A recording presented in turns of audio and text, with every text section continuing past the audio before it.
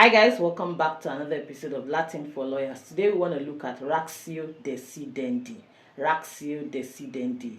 You can also pronounce it as ratio decidendi, but it's better pronounced as ratio decidendi. That simply means the reason for the decision. If you watch the video that we did on judgments, I explained that judgment has two parts. It contains the ratio and the obiter. Ratio, obiter. We'll talk about obiter in the next episode, but for today we're talking about ratio. That's the reason for the decision. So when a judgment is made by a judge, it contains the reason, the rationale for arriving at that decision, and then it contains obiter, which will be spoken about in the next episode. But ratio decidendi is the one that is binding. So if you were to distinguish cases, or when you want to apply that case to your own case, you look for the ratio. You look for the reason why the court arrived at the decision.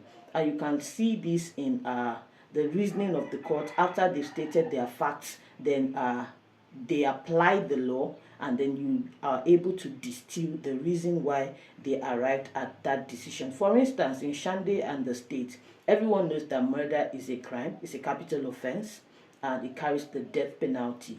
But by the time Shande appealed to the Supreme Court, she was released. Now, here are things that happened in that case. Shande allegedly burnt to death by setting on fire her husband's mistress. But in appealing and in arguing, our lawyers were able to show the court that there was provocation. Now, ordinarily, provocation would be proven by looking at the distance between the provocation and the action that resulted from the provocation, to see if there has been premeditation, if the provoked party, allegedly provoked party, has had opportunity to calm down, reason, and plan an action before they carried it out, in which case provocation would not avail them.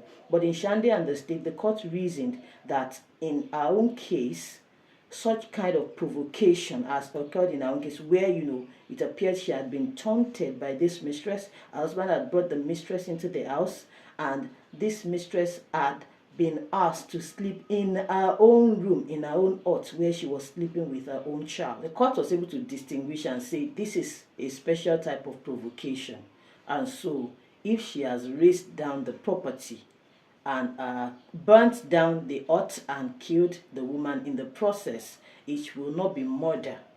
It will be manslaughter based on provocation. That's one leg. The other leg is that the court then reasoned that because the trial court and the Court of Appeal had not considered the peculiarity of Shande's situation, they had reached the earlier decision to convict her.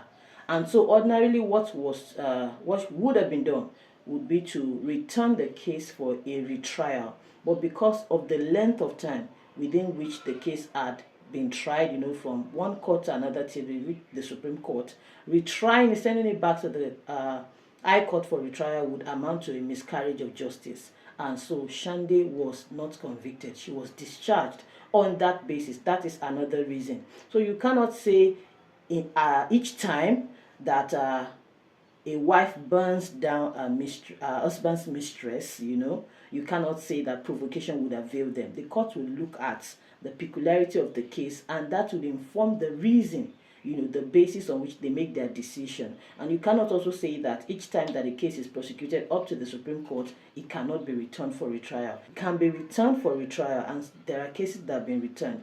In Arere and Elemo, the case, spent so long going through trials and appeals, and then it was returned for a retrial after, so many years. So you look at the ratio. The reason why the court reached the decision in that particular instance is what is called the ratio decidendi, and it is binding. It is binding. That means that you can argue it in your own case as a binding authority for the court to consider and be swayed in your favor.